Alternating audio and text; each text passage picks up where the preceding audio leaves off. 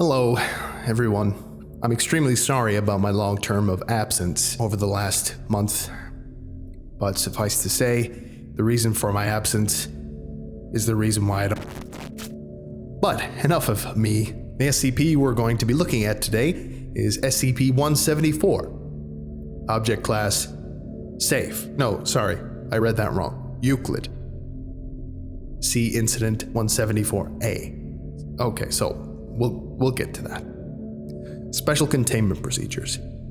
SCP-174 is to be contained within Storage Unit 07 at Site 19. Removal of SCP-174 from containment requires the approval of 2 Level 4 personnel familiar with the entity. It is preferable to use personnel with high psychic resistance scale scores when interacting with SCP-174. All personnel in contact with SCP-174 are to undergo psychological evaluation. Those who display obsessive or protective tendencies toward the item are to be treated with Class B amnesiacs and monitored for 72 hours.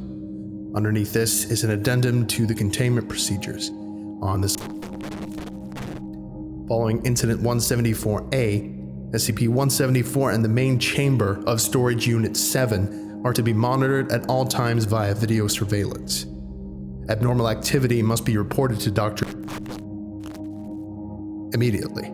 Furthermore, a GPS tracking device is to be installed on SCP-174 in order to expedite recovery should the item translocate outside of Foundation custody. Description: SCP-174 is a wooden ventriloquial figure measuring 21 centimeters from head to toe, with somewhat ragged clothing and slight damage to several sections. Judging by the item's style and state of repair, it dates from the early 20th century. The eyes and mouth of SCP-174 can be manipulated by means of a mechanism inside the figure. When viewed in peripheral vision, subjects report on occasion that SCP-174 is looking directly at them with an expression of longing or sadness. When subjects look directly at SCP-174, this anomalous expression is not visible. Viewing SCP-174 indirectly, such as in a mirror or a live video feed, appears to increase the likelihood of this effect manifesting itself. Personnel in the vicinity of SCP-174 report a general feeling of sadness or sympathy directed towards the figure, but cannot explain any reason for these feelings. Prolonged exposure can lead to personnel personifying the figure to greater extents. Those with particularly low psychic resistance scale scores will in some cases begin to act as if SCP-174 were a living being, for example, cradling it as if it were a baby. It's a little bit creepy. When informed of their abnormal behavior, all personnel revert to standard behavior patterns for at least several minutes. Subjects who place SCP-174 on their hand report an urge to converse with it. When questioned, they frequently report that the figure is lonely and needs companionship. The subject will also begin speaking for SCP-174 and manipulating its expression. When speaking for the figure, the subject's voice will take on a higher-pitched, childlike tone. Recordings taken with high-sensitivity microphones have determined that at no point does the figure itself actually speak or make any discernible noise. Regardless of the subject's experience, the act will be almost perfect. The conversation will quickly move towards the discussion of the figure's emotional state, particularly in relation to its past. In most cases, leading to the retelling by the figure of a story of how it was abandoned or mistreated. No one story has ever been repeated, and therefore which, if any, is true, is unknown. Researchers have theorized that SCP-174 may have low-level telepathic abilities, as each story seems to be based around a theme that will have a particular resonance with the current subject.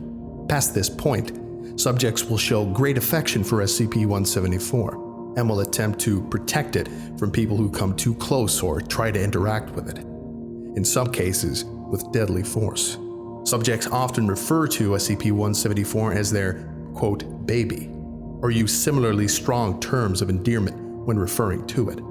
This effect persists for several hours after SCP-174 and the subject have been separated, and in at least one case, the effect had not dissipated 2 weeks after final interaction.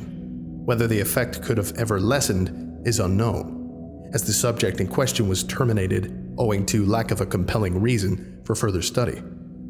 Subjects who are completely isolated from SCP-174 will become paranoid as to the figure's safety and often undergo a mental collapse, similar to that observed in mothers separated from young children. Class B, or stronger amnesiacs, have been shown to be effective in curing both the obsessive effect and the majority of any resultant mental trauma. However, almost all who undergo such treatment complain of feelings of loss and can become depressive. This is Addendum 174-1, Experiment Log, transcription of video footage. Subject D14285, female, 21, no history of violent crime. Supervising researcher, Dr. Location, Containment Cell A4, researcher and staff observing from behind a two-way mirror in Site 19. D14285 is ordered to place SCP-174 on their hand. The subject does so after initial hesitation. After several seconds, the subject begins a mundane conversation with SCP-174. After 2 minutes, the subject asks SCP-174, "What happened to you?" At which point, the figure begins to recount a story of how it was left behind and damaged in a house fire, and subsequently discarded by its original owner. Note, subject's records indicate that her house was the victim of an arson attack in 19... Subject begins to console the figure and reassure it with standard positive statements. Figure remarks that it is lonely and it wants to find friends. Subject begins to punch and pound the door with their free hand. When guards enter the cell, sidearms raised, the subject recoils into the corner of the cell, cradling the figure and whispering to it. Exact words not picked up by the microphone.